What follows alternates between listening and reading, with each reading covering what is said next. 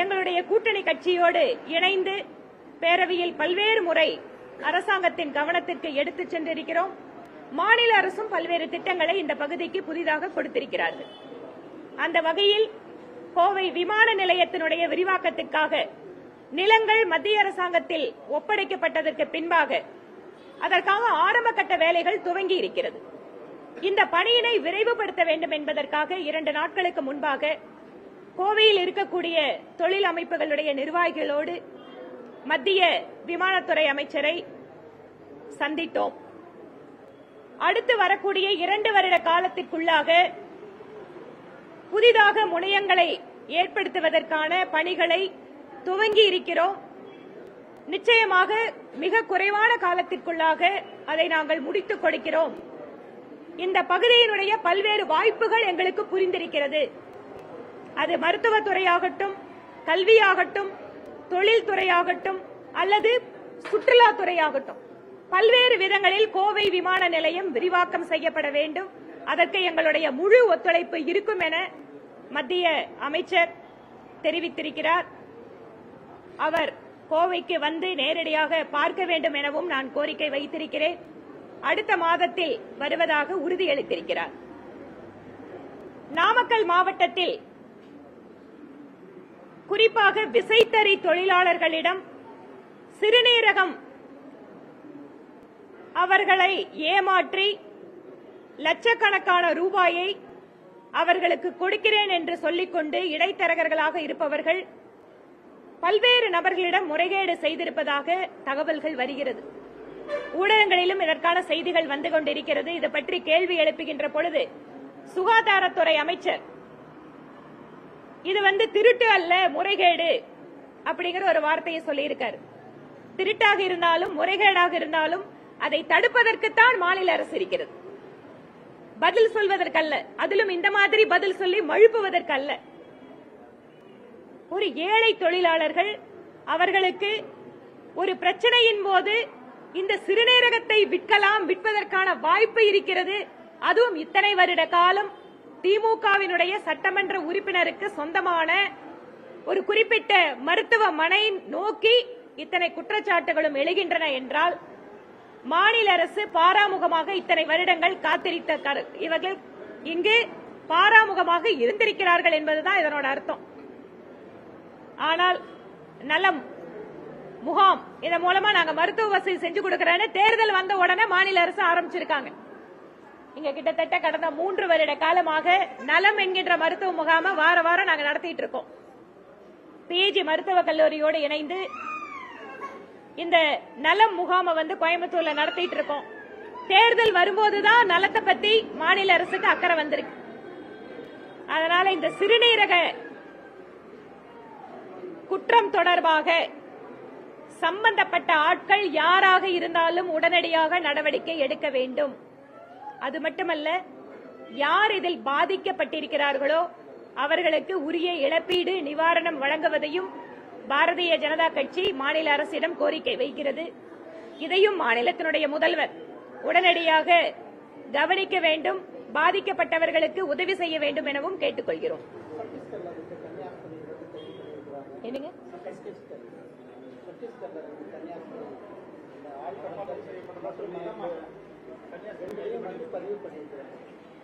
எந்தெந்த பகுதிகளில் யார் குற்றச் செயல்கள் செய்தாலும் மதமோ இனமோ மொழியோ ஒரு தடையாக இருக்கக்கூடாது.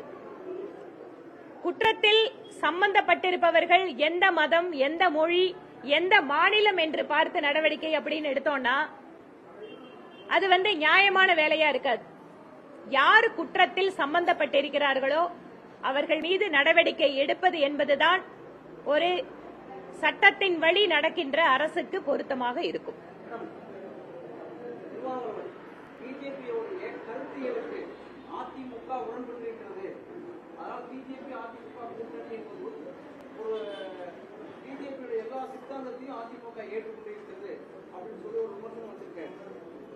திரு திருமாவளவன் அவர்கள் திராவிட முன்னேற்ற கழகத்தோடு இப்ப கூட்டணி வச்சிருக்காரு. அடிக்கடி கூட்டணியினுக்கு தலைவராக இருக்கின்ற மாநிலத்தினுடைய முதலமைச்சரை சந்திச்சு பேசுறாரு. அப்ப அவர்கிட்ட என்ன கேட்கணும்னா,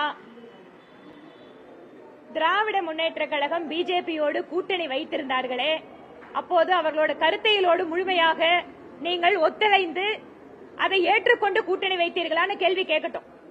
அது பதில் சொன்னதுக்கு அப்புறம் நாங்க பதில் சொல்றோம்.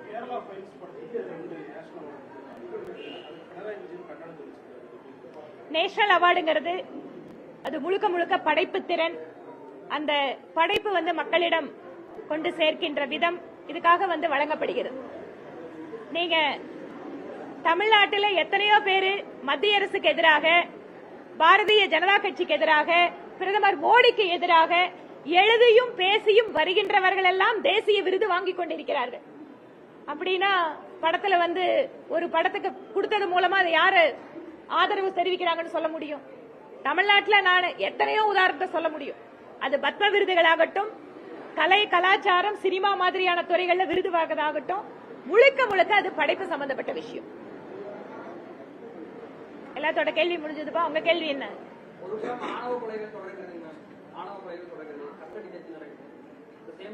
காவல்துறையினரையே வேன்குள்ள இருந்து மிரட்டாங்க. கஞ்சா குற்றவாளிகள், கொலை குற்றவாளிகள் கூட்டிட்டு போயிட்டு இருக்காங்க. 3 விதமாவும் நடக்குது. காவலர்களுக்கும் பிரச்சனை, கஸ்டடிக்கு போறவங்க இருக்கிறாங்க, ஆணவ கொலைகள் நடக்குது. சட்டம் ஒழுங்கு தொடர்பா சட்டம் ஒழுங்கு பல்வேறு முறை பேசிட்டு இருக்கோம். நாளுக்கு நாள் மோசமாகத்தான் சென்றுட்டு இருக்கு. சமூக நீதி பேசுகின்ற, திராவிட மாடல் என்று பேசுகின்ற மாநில அரசு முழுக்க முழுக்க சட்டம் ஒழுங்கு, பெண்கள் பாதுகாப்பு, பட்டியலினத்தை சார்ந்தவர்கள் மீதான தாக்குதல், இதை தடுப்பதில் முழுமையாக தோல்வி அடைந்திருக்கிறது. ஒவ்வொரு நாளும் பெண்களுக்கு எதிரான குற்றங்கள், போதைப் பொருள் சம்பந்தமான குற்றங்கள், ஆணவ கொலை சம்பந்தமான ஜாதிய ரீதியான மோதல்கள், இது எல்லாமே அதுக்கு மேல காவல்துறையினுடைய லாக்அப் மரணங்கள். எந்த விதத்திலேயும் ஒரு இடத்தில் கூட இந்த மாநில அரசு சட்டம் ஒழுங்கு, மக்களுடைய பாதுகாப்பை பராமரிக்கிறது என்கின்ற பேச்சுக்கே இடமில்லை. நாளுக்கு நாள் நிலைமை மோசமாகிக் கொண்டிருக்கிறது. அதை மறைப்பதற்காக உங்களுடன் ஸ்டாலின் நலம் முகாம் அப்படின்னு மக்களை திசை திருப்ப பாக்குறாங்க. நீதிமன்றத்தினுடைய தீர்ப்பிற்கு பின்பாக கூட இந்த நலம் அப்படிங்கிற இந்த நிகழ்ச்சியை நடத்துறாங்கன்னு சொன்னா, நீதித்துறையின் மீது மாநில அரசு, அதுவும் தேர்ந்தெடுக்கப்பட்ட ஒரு மக்கள் பிரதிநிதிகளை வைத்திருக்கக்கூடிய ஒரு மாநில அரசு நீதிமன்றத்தினுடைய தீர்ப்பை மதிக்கவில்லை என்றால் குடிமக்களுக்கு இந்த அரசு என்ன செய்தி சொல்ல விரும்புகிறது? ரொம்ப தெளிவா ஆர்டர் போட்டதுக்கு அப்புறம் கூட திருப்பி தொடர்ச்சியா நடத்துறாங்கன்னா நீதிமன்றத்தை மதிக்கலன்னு அர்த்தம்.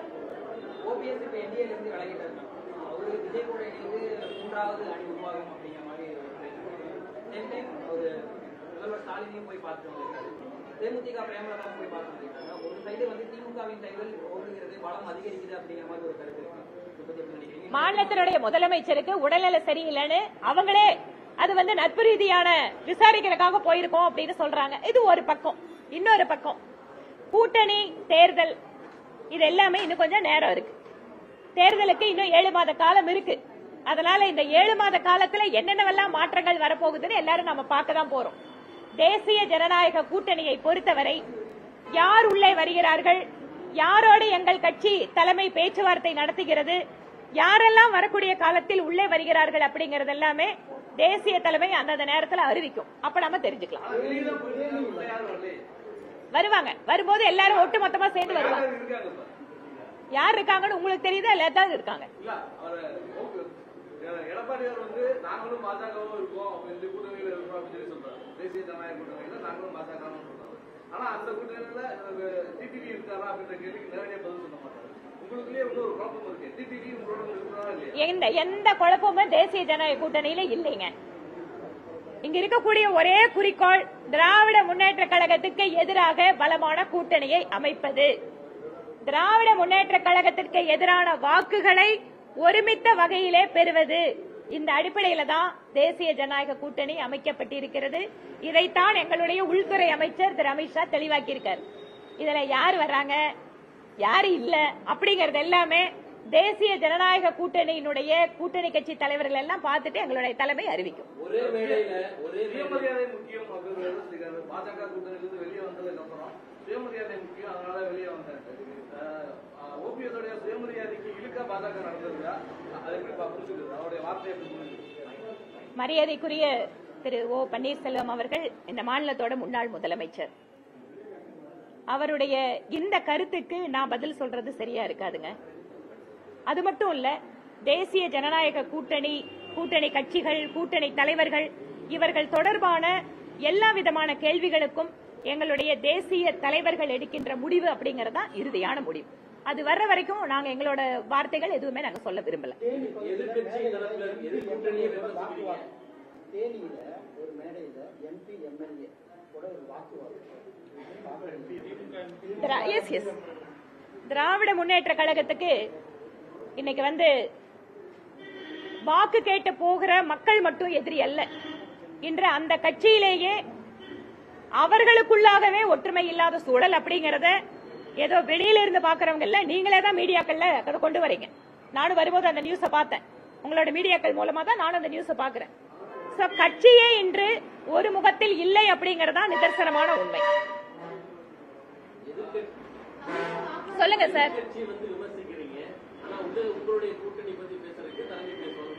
ஆமா, எதிர்கட்சியை நிச்சயமா விமர்சிப்போம். எங்க கட்சியில என்னென்னவெல்லாம் நீங்க விமர்சனத்தை வைக்கிறீங்களோ, எதுக்கெல்லாம் எங்களுடைய அதிகாரத்திற்குட்பட்டு பதில் அளிக்க முடியுமோ அதற்கெல்லாம் நாங்க பதில் தருவோம். எங்களுடைய அதிகாரத்திற்கு அடுத்த கட்டத்தில் இருக்கிறவங்க தான் பதில் சொல்லணும்னா அப்படி சொன்னாதான் அது கட்சியில ஒரு டிசிப்ளின் இருக்கும். என்டிஏ கூட்டணியில எடப்பாடி பழனிசாமி இருக்கிறதா சொல்றாங்க, சொல்றாங்க. ரெண்டு பேர்த்தையும் ஒரே வேலையில ஏற்ற முடியுமா? திரு மோகன்குமார் அவர்களே, 7 மாத காலம் தேர்தலுக்கு இருக்கிறது, அப்ப பாக்கலாம். வேற ஏதாவது கேள்வி? ராமதாஸ் தன்னை ஒட்டு கேட்டது தனது மகன் அன்புமணி அப்படின்னு சொல்லியிருக்கு. வீட்டுல அந்த ஒட்டு கேட்கக்கூடிய கருவியை வைத்து ஒட்டு கேட்டது அவர் தான் சொல்லி குற்றச்சாட்டு முன்வைச்சு, இதை எப்படி பாக்குறீங்க? தந்தையை மிஞ்சின தனையன் பாருங்க, இத ஒரு மூத்த தலைவர், தமிழக அரசியல் இருக்கக்கூடிய ஒரு மூத்த தலைவர், அவருடைய உரையாடல்கள், அவருடைய அரசியல் நடவடிக்கைகளை ஒட்டுக்கேற்பு கருவி வைத்து பார்ப்பது அப்படின்றது அரசியல் எந்த அளவுக்கு சரியான நடவடிக்கையா இருக்கு? அதாவது ஒரு விதத்துல இந்த கேள்விக்கான பதில் அப்படின்னு பாத்தீங்கன்னா, ஒரு தந்தையும் மகனுமாக இருக்கின்ற ஒரு சூழல். இதுல போயிட்டு அவங்களோட கருத்துக்கள்ல நாங்க வெளியில இருந்து அரசியல் ரீதியாக அதை விமர்சனம் செஞ்சா சரியா இருக்காது. அரசியல் ரீதியா அவங்களோட நிலைப்பாடு ஏதாவது சொன்னாங்கன்னா அதுக்கு விமர்சனம் பண்ணா சரியா இருக்கும். இந்த உறவுக்குள்ள போய் நாங்க எந்த விமர்சனத்தை செய்யறது முறையா இருக்காது. அது ஒண்ணு. ரெண்டாவது, நீங்க இந்த தொலைபேசி ஒட்டு கேட்பு விவகாரம் இதெல்லாம் ஒவ்வொரு நேரத்திலையும் ஒவ்வொரு அரசியல் கட்சியும் இதை சொல்லிட்டு இருக்காங்க இல்லையா? அதனால இந்த பாமக தலைவர்களுக்குள்ளாக நடக்கின்ற விஷயங்கள் அல்ல. இன்னைக்கு டெக்னாலஜி மூலமா எனக்கு எவ்வளவோ தூரம் மாறிட்டு இருக்கு. அதனால இதெல்லாம் இருக்கக்கூடிய ஒரு பிரச்சனை. இது பொதுவெளியில் இருக்கக்கூடிய பிரச்சனை தான். அது ரெண்டு பேரும் ஒட்டு கேட்பு நம்ம டிராய் மூலமா வர்றது மத்திய தொடர்புடைய ஒரு துறை அப்படிங்கிறப்ப இது அவங்கள சாதாரண தொலைபேசியோ உரையாடலையோ மாநில அரசும் அதை பண்ண முடியுங்க. செக்யூரிட்டி ரீசன்ஸ்க்காக பண்றதுங்கிறது ஒரு ஏரியா எப்பவுமே இருக்கும். பட் மாநில அரசு சில சமயம் அதை பண்ணிட்டு இருக்காங்களே. ஆமாங்க. பொதுவெளியில நான் தான் கட்சி தலைவர் சொல்றாரு, அவர் ஒரு பக்கம் நம்ம தலைவர் சொல்லிட்டு அன்புமணி ஒரு பக்கம் கிளைம் பண்றாங்க. இந்த கூட்டணியில் இருக்கிறதுனால அவங்க சாப்பிட்டாங்க. அப்படி எல்லாம் இல்லைங்க. சாஃப்ட் கார்னருக்காக இல்ல, அது அப்பா பையன் அப்படிங்கிற ஒரு உறவு ரீதியான விஷயம். ஏங்க கட்சியோட நிலைப்பாட்டுக்கு பதில் சொல்ல. உங்களுக்கு என்னங்க பிரச்சனை? அவங்க அப்பா பையன் இருக்கிற பிரச்சனை இருக்குது. அது கட்சி ரீதியா வெளியில அரசியல் நிலைப்பாட வந்தா பாக்கலாம். எடப்பாடி பழனிசாமிக்காக பாஜக தனது ஆதரவாளர்கள் வட்டம் இல்லாட்டி தனது நடவடிக்கைகள் தலைவர்கள் செஞ்சிருக்காங்க. அண்ணாமலை ஒரு முக்கியமான தமிழக அரசியல ஒரு வேகமா பாஜக கொண்டு போயிருந்த நேரத்துல அவருக்கு பதிலாக மாநில தலைவர் மீட்டு பார்க்கறதுக்கான வாய்ப்பு கொடுக்கல. அதே மாதிரி ஓபிஎஸ் வெளியேற்றிருக்காங்க. எல்லாத்துக்கும் எடப்பாடி பழனிசாமி தான் காரணம் அப்படின்னு ஒரு கிளைம் ஏடிபி சைட்ல இருக்குது. எடப்பாடி பழனிசாமி தான் அண்ணாமலையை கம்மி பண்ணாங்க, அவருக்காக தான் ஓபிஎஸ் கூட்டணி வெளியேற்றினாங்க. ஒரு அரசியல் கட்சி இப்ப கூட தான் நாங்க மாநில நிர்வாகிகள் பட்டியல் வெளியிட்டு இருக்கோம். எங்க கட்சி வேலையை நாங்க பாத்துட்டு இருக்கோம். அதனால வெளியில இருந்து யூகங்கள், சந்தேகங்கள், கேள்விகள் எது வேணாலும் இருக்கட்டும். நாங்க என்ன இருக்குதோ அதை சொல்றோம். பாஜகவை வீழ்த்தியது வரலாற்று பிழை அப்படின்னு சொல்லி கடம்பூர் ராஜு பேசியிருந்தாரு. ஆனா இது எப்படி பாக்குறீங்க?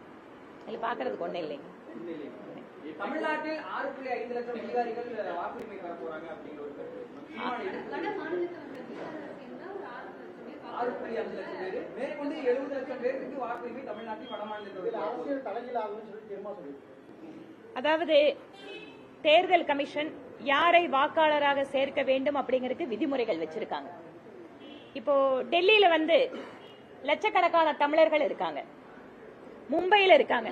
மும்பையில தமிழ்நாட்டை புதுக்கோட்டையை சேர்ந்த ஒருவர் எம்எல்ஏவே இருக்காரு. நீங்க வாக்காளர் இல்லைங்க. மகாராஷ்டிரத்துல ஒரு தமிழர் எம்எல்ஏவாக பிஜேபி எம்எல்ஏவாக இருக்கிறார். எல்லா இடங்கள்லயும் இந்தியா முழுக்க யாரு எந்த மாநிலத்தை சார்ந்தவர் மொழி பேசுகிறார் அப்படின்னு வாக்குரிமை அல்ல. அத்தனை பேரும் இந்திய குடிமக்கள்.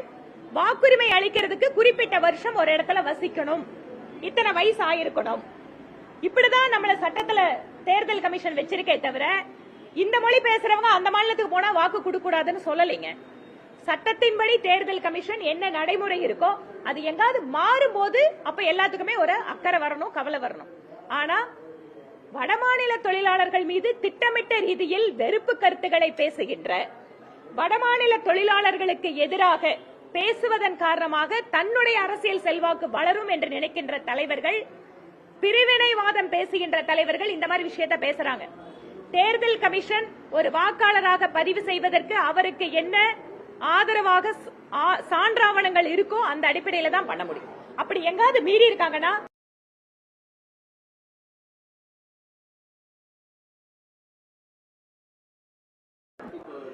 குற்றச்சாட்டு தாங்க. நானும் உங்களுக்கு சொல்றேன் இதே பீகார் பத்தி நானே நேர்ல போய் கூட பார்த்து பேசிட்டு வந்திருக்கோம். அதனால பீகார்ல யாருக்கு அந்த மாதிரி சான்றாவணங்கள் இல்லாமல் அல்லது சான்றாவணங்கள் இருந்து எங்க பேரை விட்டுருக்காங்க அவங்களுக்கு அப்பீல் பெர்மிஷன் கொடுத்திருக்காங்க. யாரெல்லாம் அவங்க கிட்ட உண்மையான ஆவணங்கள் இருக்கோ யாரும் வாக்காளர்ல இருந்து எடுக்க மாட்டாங்க. அப்படி எடுத்தா அவங்க உடனடியா அந்த மாவட்டத்தோட அதிகாரி பார்த்து உடனே கொடுத்து சேர்த்துக்கலாம். நம்மளுக்கு நம்ம ஊர்ல இருக்கிற நடைமுறை தாங்க அங்கே இருக்கு. ரொம்ப நன்றிங்க தம்பி. நீங்க 1500 பேருக்கு புது மிஷன் கொடுக்கறத 2 கண்ணுல தானே பாத்தீங்க, புரியுதுங்களா? அதனால புது மிஷன் எல்லாத்துக்கும் கொடுக்கறோம். டெக்னாலஜி டெவலப் பண்றது அவங்களுக்கு அடிப்படையில இருந்து ஆரம்பிக்கணும் இல்லையா? 1வது படிச்சுட்டாம்பா 10வது போக முடியும். எடுத்தோன்னா நான் டிகிரி கொடுன்னு எப்படிப்பா கொடுக்கறது?